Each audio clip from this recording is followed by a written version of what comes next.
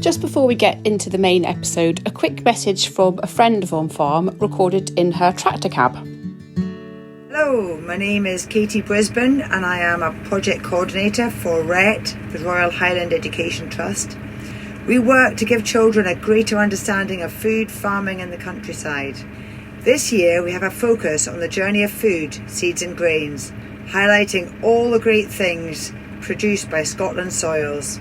If you're a farmer or work in a rural business and you'd like to get involved, to volunteer or sponsor our work, we'd love to hear from you. We also have a huge range of educational resources on the website. If you know any teachers or educators who might appreciate them, you can find out more at www.red.org.uk. Hello, it's Monty here for this episode of OnFARM. This is part 2 of our big chat about current issues facing farming, with 4 brilliant guests. I'm Rory Christie and I'm a dairy farmer and pig farmer from southwest Scotland. I'm also Vice Chair of SOS and founding Chairman of the Milk Supply Association. I'm Marion McCormick. I hail from Oban. I was a buyer with Aldi for nearly 20 years. I'm now on the Scotland Food and Drink Board and do a lot of work with the RET. And I co-own a small confectionery company out of Glasgow, which I'm glad to say is furnished with British sugar beets, British dairy products, and I'm delighted to be here with you all. My name's Neil White. I'm an arable farmer from the southeast of Scotland, producing lots of different combinable crops here on the farm. You can have a good day out on my produce. You start with your porridge in the morning, have a little bit of beer at lunchtime, some whiskey in the evening, some gin maybe just to top you up, and then maybe finish with some wheat-fed chicken in the evening, which you can buy from the local shop. I don't produce the chicken. I just overselling as usual. No, you feed the chicken, that's fine. Yeah, I feed the chicken, that's what it is. Yeah. Good morning, sheep fans. Cammie's the name, sheep's the game. I'm a 31-year-old sheep farmer from southwest Scotland. I'm based here in Ayrshire, running about 1,000 sheep total, and I have a YouTube channel that's all about sheep called The Sheep Game. We're delighted to have such a lot of talent, brains and passion for farming in our programme. If you missed part 1 last week, I would suggest you go back and listen to it in full. But if you want to carry on straight into this episode, here's a little bit of an idea about what we talked about last time. I think at the moment, the uncertainty, I would say more than the weather in the market, it's actually everybody's sort of asking, well, where are we going with this? And I think we have to, they say about trees, putting the right tree in the right place. Well, I actually think farming's about that. It's about putting the right crop or the right animal in the right place. We should have a national food strategy map. We have a network that can take our primary produce, have it converted and be sold locally. I was particularly struck by Cammie's take on life. He personally has a real passion for farming and what he does. His take on life is, let's grab it with both hands. Let's be passionate. It's all about being positive. I'm just running about doing the things I do anyway whilst holding the camera, and people seem to enjoy it. I love what I do. Like, when I left the police last year, I'm 31-year-old, but I said to my gaffer when I left, I genuinely feel like I'll never work another day in my life. My mindset's totally changed over the years, because when I first started in the police, we didn't have sheep. My dad was a shepherd and he sort of pushed me this way of, there's no money in being a shepherd, which he's quite right, it's a lifestyle thing. Go and do something else. So I became a police officer because the SNP were like, we're desperate, we need 1,000 new cops, we'll let him in. So 18-year-old, I went straight out of school and joined the police. It was a different mindset. It was, you have to get the nice car on a finance deal. You have to buy the nice house. You need Fred Perry gear or whatever the fancy gear is these days. It's weird. Where it's like, and I genuinely, I mean this, I'm wearing a pair of tracksuit bottoms just now because I'm scanning every day with my joggies. I've been wearing them since the 3rd of January, every day. And if that isn't just the way to live your life, what a great lifestyle that is. You're never going to sell farming as a career to young people or persuade people that farming is a great way of life if you're constantly moaning. I think the key thing is that it's fun. And you're asking us tonight, Monty, what is the future? Well, unless the future's fun, nobody's going to want to do it. Rory Christie, with his comments about food as medicine. What is absolutely at the root of good health is good food. You attach the relevance of what British, Scottish farming does to that well-being of our nation, then you build a nation from the ground up, literally from farming up to having good well-being. The well-being of the nation should start with healthy food, eh? So last time we finished up talking about how we need to find ways to make Scottish food and farming more relevant to people. And that, listeners, is where we're going to pick up this time. As far as I can see, the problem is unhealthy food is big money. You know, that's where, these big companies making massive profits out of cheap, crap food. And someone told me a thing the other day, and this is just hearsay, so I'm not quoting this as a correct stat because I've just heard it secondhand, but somebody told me something like some of these vegan, I keep mentioning that because I'm not having a go at them at all, it's just I'm using that as an example. These vegan meals, they were talking about why they saw these adverts and it's pushed so hard, vegan this, from, big companies and stuff, and it's like 90% profit, whereas you look at the price of lamb, of beef, the margin that the supermarket has, while still probably a little bit too much and more should go to the farmer, it'll be a lot less than what they get off of something that they can wrap in plastic and keep for ages and say it's the same as meat.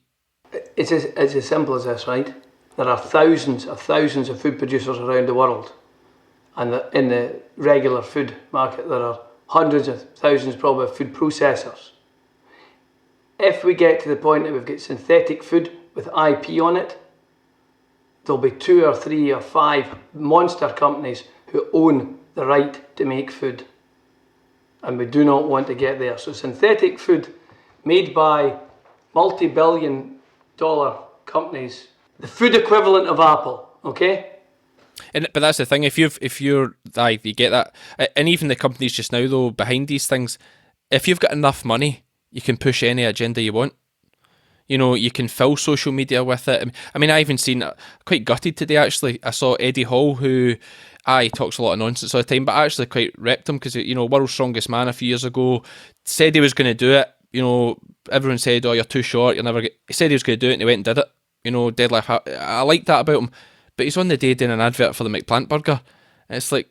And what annoyed me was he starts the advert as, hi, I'm Eddie Hall, World's Strongest Man. It's like, you didn't get World's Strongest Man no eating meat, like all those guys at the top, and most top athletes, like, meat is such a bit that, but that's money. Throw enough money at somebody. Hey, if you throw enough money at me, I'll tell you how great the McPlant burger is. I guess before Monty starts saying we're not getting credible, and you've got two anti-establishment idiots here on the conspiracy theories, there is something to be said for it. But if you asked us to talk about, what it could look like in the future. What it could look like, it could go a number of ways, but there are things that need to happen. Something that's close to my heart at the moment is energy production. So I live in Devries in Galway, longest single line of sight wind farm in Europe. Goes all the way from Berlochart at Glenluce to Whiteleys at Glasgow. And if you stand in the right place, you can see it all the way. But guess what? I can't get a connection. I can't get connection at all in the grid. Now my carbon footprint is 50% power. 50% enteric methane for ease accounting. So how could I sort that? Well, I could quite easily go power neutral by having wind, solar and battery, or a combination of. But I cannot get a connection in the grid. I need about half a megawatt to a megawatt to do that, and critically I need battery technology. And it could be done if I could get the infrastructure. Now, Dumfries and Galloway has got lots of farmers like me, and smaller and bigger. And every one of them could access wind, solar and battery. And if they've got battery, then when the milk tanker comes to collect my milk, it can plug in for the 40 minutes it sits there to suck out and use my power generation to go to the next farm. And then I guess if you get to what they call superabundant electricity, if you get the right combination of SWB, solar, wind and battery, then I can start to do things like pulling atmospheric nitrogen out and putting it into my slurry. I then start to move away from what they call Haber-Bosch, which is fertiliser. So it can become, very quickly, if power neutral or even positive, even become micro generators for the grid.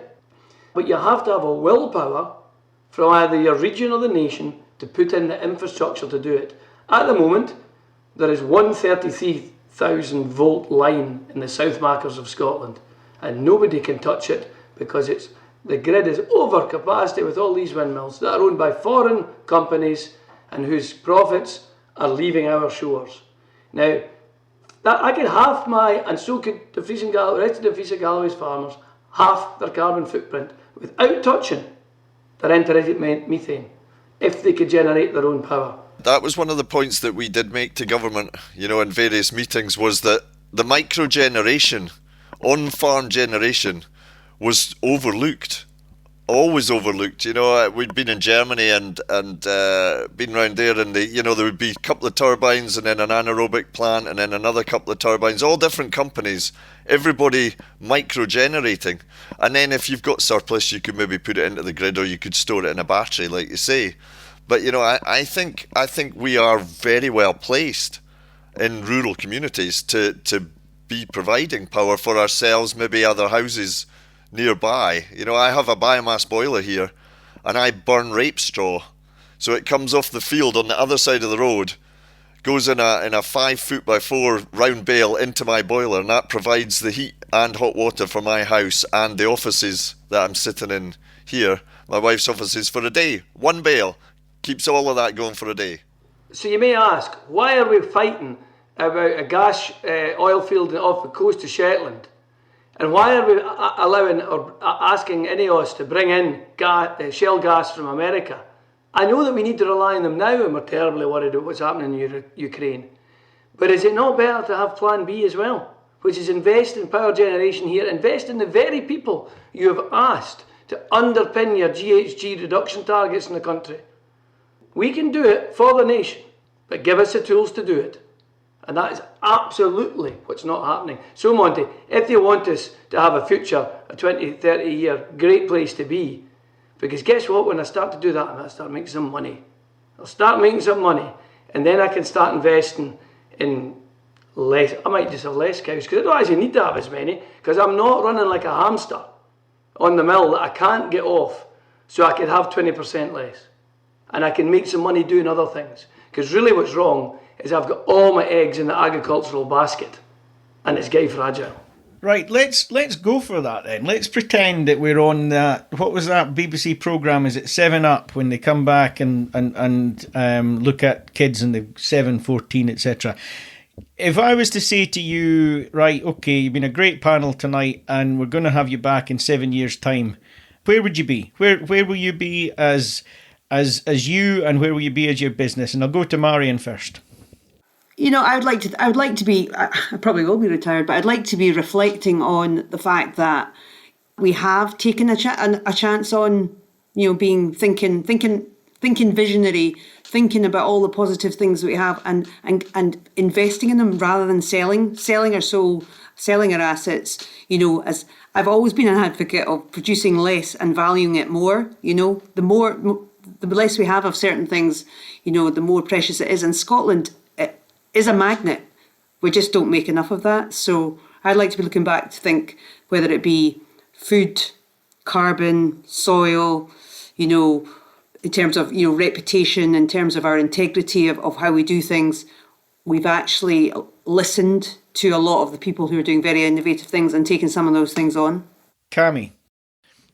So I like all these I don't know if they're self-help books, but there's a great book called Atomic Habits, and it's this idea that, don't set goals, just set systems, and just keep doing the systems, and you'll get to your goal. But goals, you set a goal and then things change, subsidies change, or anything can happen in life, but if you keep doing the systems, so I actually don't know where I'm going. I'd like to buy a farm, but I don't assume that if I keep doing well, I'll buy a farm. I just think, I never knew I was going to be doing YouTube and doing these things, 3 years ago.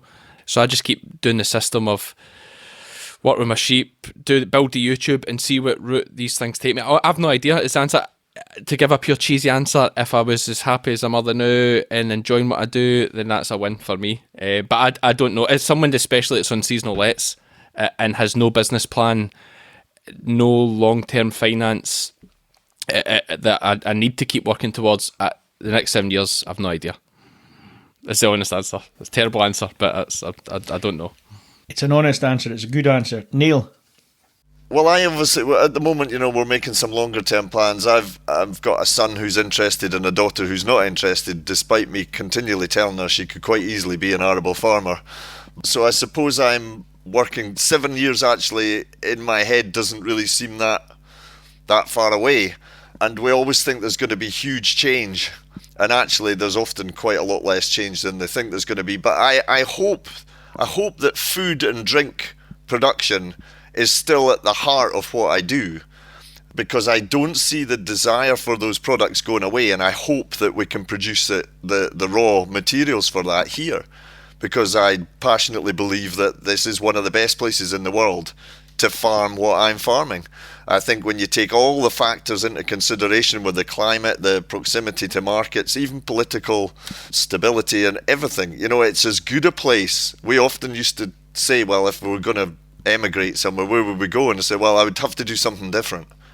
If I'm going to be a farmer, it doesn't get any better than doing it here, So sadly, I see myself doing a similar version of what I'm doing now, but I would like to even more reduce, my cultivations, find a way to have an even lighter touch on the ground, and maybe probably try and grow my business more. I think it is becoming more scalable. I'm a one-man band at the moment.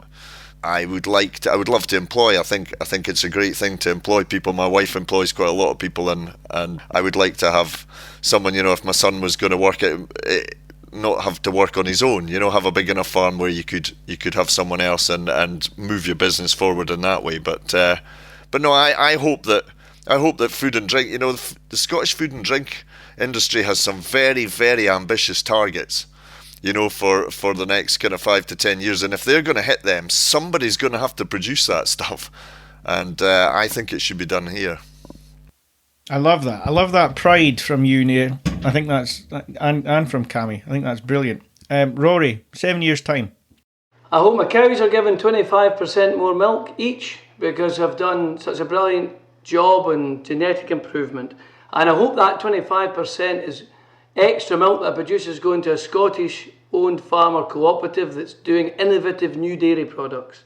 I hope my pigs continue to perform at world-beating level, which my brother does, and that those pigs are being sold to a Scottish, fully integrated, processed in Scotland. I hope I'm power neutral, and I hope I'm growing herbal leys, and I'm doing something else for the environment, legacy trees and things like that. Maybe most importantly, we got a complete surprise when our daughter, who did really well in her exams, got 5 A's in her hires, turned around and said, "Daddy, I want to go to Newcastle to study agriculture." Not something that we saw coming, so that's pretty cool. So I've got to maybe start thinking about the continuation and what that's going to look like. The other daughter's shaping up, wanting to go to Young Farmers as well, which is worrying. What will I be doing? I hope that in 7 years' time I've got the staff and the management structure in place, that all of this vision that I have is being run by them. They're hitting all the technical standards, and I hope I'm regularly away from the farm, letting them have the space, and I'm away doing vision enablement, and I'm helping put in place these things that I see need to be done, whether it be in some industry organisation or doing TED Talks around the world. Whatever it is, I've got the same pride and passion that everybody in this room has got, and I want to make it happen. Well, there you are. Marion, you're involved in RET as well, and surely the education side of things, that's going to be key to promoting our industry and creating a better understanding of what we do in the future. Since I've been involved in RET, I think that what I was surprised to find is so much of it is the work that they do to educate kids is supported by and funded by the farming community. And I do think, and the government does have a role to play in it and recognises the good that it does, but I just think there's a disconnect around what the objectives are and what the outcome they want to be. So one minute we're kind of supporting Scottish agriculture through the back door, but then we're bashing it, in terms of some of the educational policies. I think that should be much more aligned, and children truly understand what's possible in terms of what comes out of the ground in Scotland and what it can convert to, at home, in the home. And I think an awful lot of them don't understand it. And then if they don't understand it, they don't value it. And RET's playing a big part in that, though, in trying to avoid that miss or solve that problem. Yeah. I was saying there was everything. My observations of RET are doing a fantastic job. The coordinators around the country. It's all they are part-time paid, and then we've got all the CI groups doing their piece. But they're scratching the surface. And if Education Scotland is not integrated with that, their message there. Lots of farms are putting in lots of time, but I think if it was much more coordinated, it could be so much better for agriculture, for food, for, just an integrated policy sitting around that whole piece.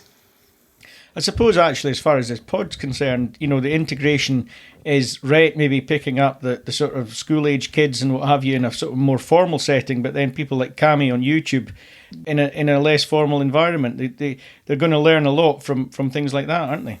Oh, absolutely. I think, and that's, I keep saying, marketing-wise, that's what's missing. We don't. The farming community talks a lot to itself, but kids today they're not listening to that. They're listening to different channels completely, and we need real live people. That's what they look and watch all the time. We need them talking really positively about farming, or little cameos about whatever it might be. And what Cami is doing is exactly that. And there's some amazing young people around Scotland and the UK doing that, but it's not done.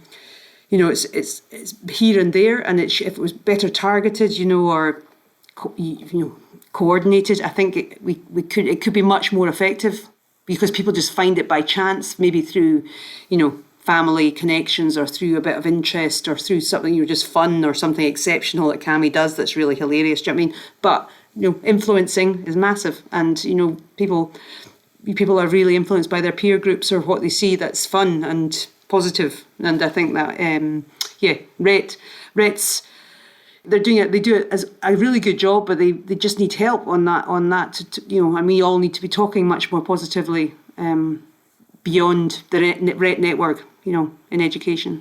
Martin, how do we? Agriculture is a STEM. It's not STEM science, it's a STEM subject. The science, technology, engineering and maths. That is agriculture. We need to be being talked about at school and at university in those terms with that respect. And we need to come in the school hut to make it cool. How do we get it into the education? How do we get it taught at school as a science? When I look at, when I was looking for courses with my daughter, where you could go and what you could do, actually seeing in Scotland and the UK, the courses are pretty boring, and they're not very cool. If you go to Amsterdam, go to Wageningen or these other places, Haas University, you study agricultural entrepreneurialism. Now, how cool is that? And they were turning out all sorts of kids doing all sorts of innovative, exciting stuff. I've got 2 young men coming in from UCD Dublin for 6 weeks at a time this spring, totally passionate about their agriculture, doing agricultural business innovation. And one of them has just arrived from Cornell. He's been away for a semester, New York, studying dairy systems over there. There is such opportunity coming. The food is so important. Get it onto the education system and get people to respect it. Is that something? How do you do that, Marion? How do you get it mainstream? Yeah, RET spends a lot of time engaging with teachers, but it's sometimes it's an uphill battle, because you get the teachers who are interested in, who are focused on it, and they've created a whole amount of, in the last 2 years throughout the pandemic, creating assets, creating video, creating digital content, all that kind of thing that can be used. But you have to get teachers adopting that and having the enthusiasm and understanding it. And, there are many who do, but there are the majority that don't. I think there are 32,000 schools or something in Scotland, and we're in the thousands, but not in the tens of thousands, and that's where we need to be. And am I right in saying that there's virtually no I mean, it sounds maybe terrible. There's no home economics taught. If we don't teach kids about food, how will they know? How will they be able to differentiate between a Scottish chicken breast and Kentucky Fried Chicken, where the chicken came from Brazil? You're absolutely right. There are home ec teachers. There are often not resources in schools to be able to fund food for the kids to create things, but there are courses. There are new courses that have come into being, and I mean but it's usually the food sector that's really promoting that in terms of apprenticeships, in terms of courses, in terms of, I think Stirling's running one in terms of the teaching college, and there is an interest, but it's from a very small base. We've kind of lost it, and we have to, the tide has to turn and go the other way. Cammy, are you listening to all this? I think we're looking at you as being a bit of not just a social media influencer, but also an educator. Yeah, do you know what? I was thinking just when we were talking there that, and my name was getting mentioned there by Marion, like, it's amazing how much I've learned, and this isn't so much about educating the public as much as it's amazing what I've learned about farming since starting the YouTube, because after I started getting a few people watching it, I started to feel this real weight of responsibility that anything I say on here, people are going to take as, I'm not saying they're going to take it as gospel at all, but they're going to take it as what I'm saying is correct. Because if you say anything with confidence, people will believe you more or less. I mean, look at Boris, he's class at it. So, like, I was waiting on someone saying but that. But it's so true. Like, it is true, isn't it? You say anything with confidence and real belief, people will believe it. And so now I think back to, like, when I first started working with sheep, essentially, my story kind of goes that when I was 25, my dad died, and he was a shepherd, and that's where I worked with sheep. It was very sudden, and I was like, bit of a grief thing, really. I'm like, I'm going to buy some of my own sheep so I can still work with sheep, and that's kind of how it all kicked off. But then, once I got the sheep, I was always like, why did I never ask him why we do that? Or, why did I never ask him about that? You just do it, because he's like, right, we're dosing the sheep today, this is what we're using. And I'd be like, all right, that's fine. Or we're doing this and that's, and I was like, all these questions I should ask. So I started being like, why am I doing this? The amount of stuff I've learned in terms of, like, resistance to wormers and how terrible. I don't know anything about cows and beef and dairy, but sheep farmers are shocking. Like, their use of medicines and wormers and fungicides and all these things. And the things I've learned since doing that and feeling that responsibility to put information out has just been, like, massive for the way I farm. I do feel like it's important to get the message out about what I'm doing and trying to educate other folk and do it right. But there is always that danger with folk like myself who are on YouTube and doing these things of, well, misinformation on social media is massive. So, we need to get the balance of, it's great doing farming things and stuff as long as we do it. Try and do it right. Do you know what I mean? And try and send the right message and Well, you can come along to a couple of the right farm visits with the kids. I love that. I've been setting that up for the last 10 minutes listening to you. Yeah, I told them that. Don't give out any of my details. I told you that. No, that's absolutely fine. And before we finish, Monday, we'll surely have to mention the fact that we won the Calcutta Cup at the weekend. Oh, you know what? Here we are, I'll blow my trumpet for a minute here. So this time last year, after the Calcutta Cup last year, I had Princess Anne as our guest on the podcast. And it was actually the first question I asked her was, Ma'am, what did you make of the Calcutta Cup win? That actually got us off on a good basis, and she was quite amenable to some of my more silly questions after that. But yeah, awesome. I tell you, Matt, I saw a funny thing. My nephew was 5 today, and, like, all he's known is Scottish dominance over England. Like, what a life! yeah. What a life! He'll learn.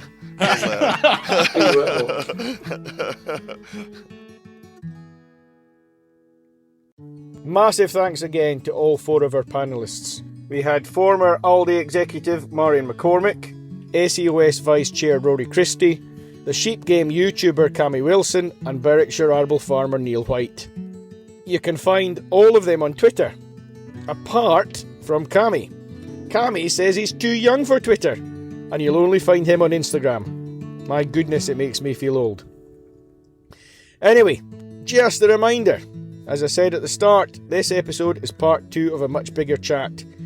You can go back and find last week's episode, part 1, to get the full benefit of everything our panel had to say. And another reminder, The On-Farm podcast is brought to you by our team here at Scene&HerdPR and Marketing. You can get in touch with us anytime. Maybe after listening to this, you've been inspired to find ways to inject positivity into your message to consumers. We can definitely help, I'm sure. That's it from me. Take care. See you next time.